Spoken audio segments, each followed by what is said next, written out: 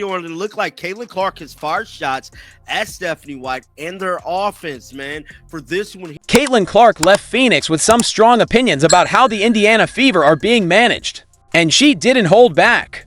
Her remarks weren't exactly a glowing review of Coach Stephanie White's offensive strategy. This wasn't a casual comment or offhand remark. It was intentional, and it hit a nerve. Now, the video is making the rounds, and everyone's talking about it.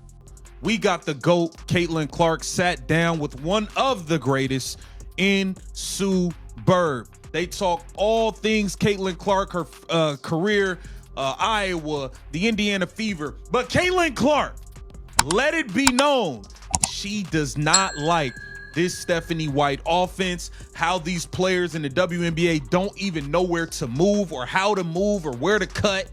And that leads to a lot of her turnovers.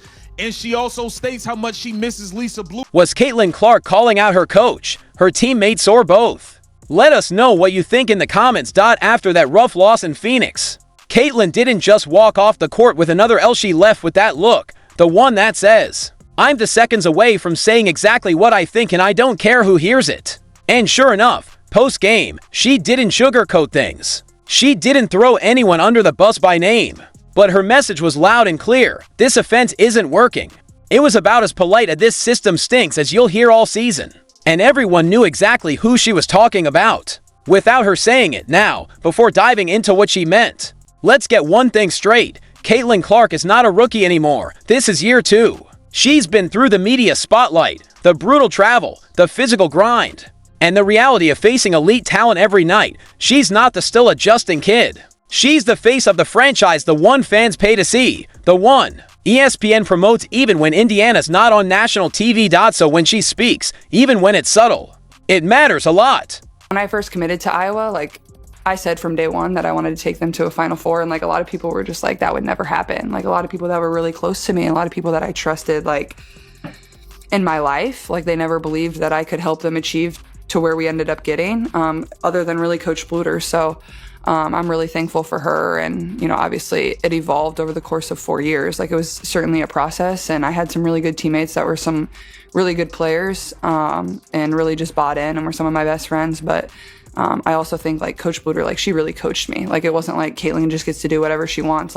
I was held accountable more than anyone on the team by far. Yeah, there was film sessions, right? She would lay into me. It was tough, but did she give you the green light? Did you take the green light? I think I gave myself the green light. And she never told me. After getting blown out by 30 points against the Mercury, Caitlin Clark didn't just let the loss speak for itself. She brought up Iowa again. And you could almost hear Fever fans sighing the moment Lisa Bluder's name came up. But here's the thing. When Caitlin talks about her college offense in such glowing terms, she's not just being nostalgic. She's making a clear comparison. She's saying, this is what a real offense looks like, and what we're doing now isn't even close. She praised Bluder's system for its structure, smart spacing, multiple shooters, a clear plan, and everyone knowing their role. She even joked that the repetition felt like brainwashing, because it trained players to react instinctively. Then she dropped the line that should make every coach in the league pause. Even now at the professional level, I'm like, how do people not know where to move? It blows my mind. That's not just a casual observation. That's a red flag. She's not talking about high school kids, she's talking about pro athletes. And she's saying they don't know where to be on the floor. Sure, you can say she's calling out her teammates, but when the offense as a whole looks lost, when this keeps happening across games and lineups, it's not just about the players, it's about the system, and the system comes from the coach. It was very similar.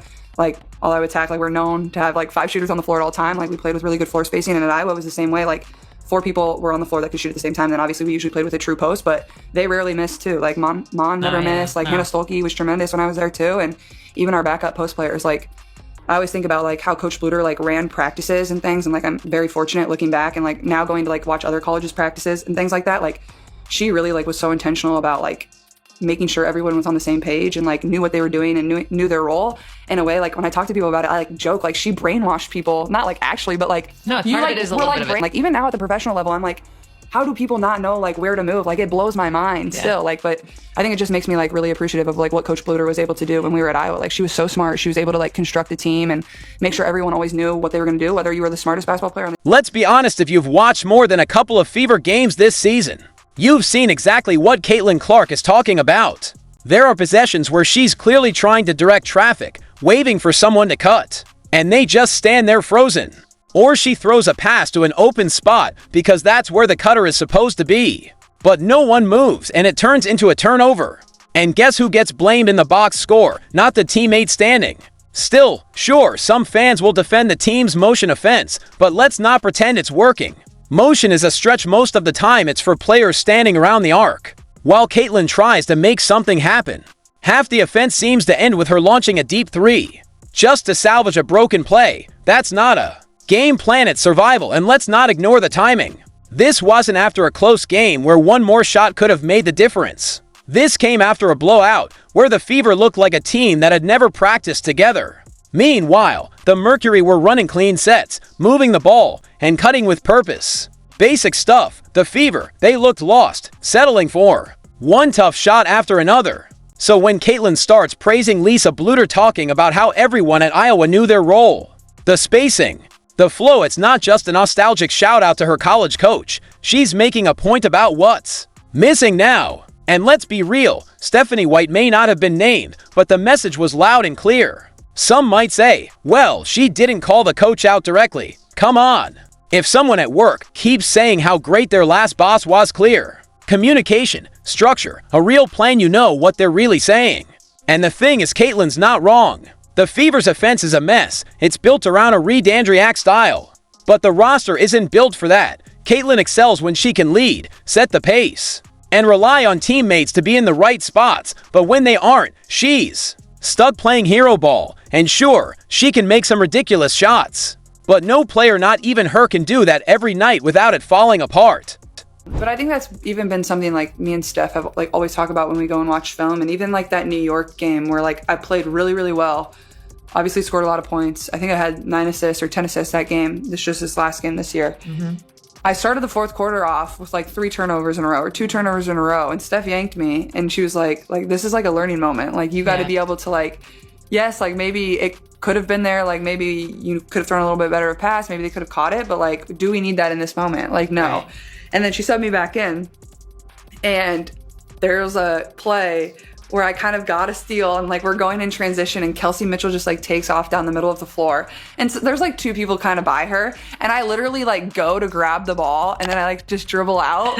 And I like literally just start smiling so big. And I look at Steph and I like told her after the game. That better be on film. Yeah, I'm like, you don't understand how hard it was for me to not throw that. And she's like, oh, I know, trust me. Everybody was like, we saw you about to throw that. But I think it's just like kind of a learning process. And it goes back to like even my shot thing. Like it's just time and score and understanding. I think that's like where I can still kind of improve. Like, do we really need that like sequence of a game? Like, have we just scored twice or have we just missed? Caitlin Clark didn't leave Phoenix quietly after the Fever's blowout loss. She had some very pointed things to say about how the team is being run. And it wasn't a compliment to Coach Stephanie White's offense. This wasn't a random comment. It was intentional and it got people talking. And this isn't the first time she's raised concerns. Remember that earlier podcast when she said it blows her mind that players don't know where to go. Back then, people brushed it off, just a rookie adjusting to the WNBA. But now, she knows how this league works. She's still saying the same thing.